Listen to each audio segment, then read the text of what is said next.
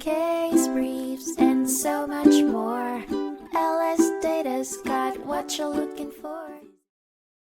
The saga began when a contract between a buyer and seller over 7 parcels of land descended into dispute. Ambiguities in the contract left unsaid when the buyer should consummate the purchase and who was to be tasked with the land survey. The buyer, undeterred by the death of the seller, carried out a survey on the land and promptly sent a check for the remaining balance to the seller's wife. Unfortunately, she refused to give him the deed. In response, the buyer sought redress in court, asking for a legal order to compel the sale, a move known as specific performance. The seller's widow, in her defense, argued that the contract breached legal norms and complained the buyer had exceeded a reasonable time frame to finalize the deal. Stemming from the standoff, a legal question arose.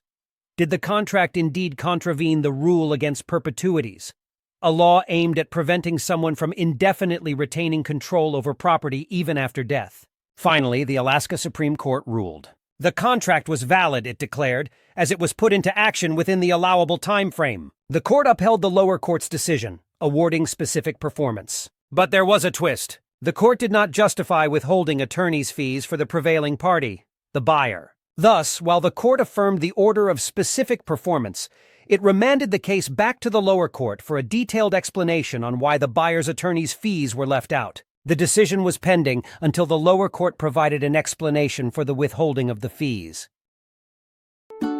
Case briefs, and so much more.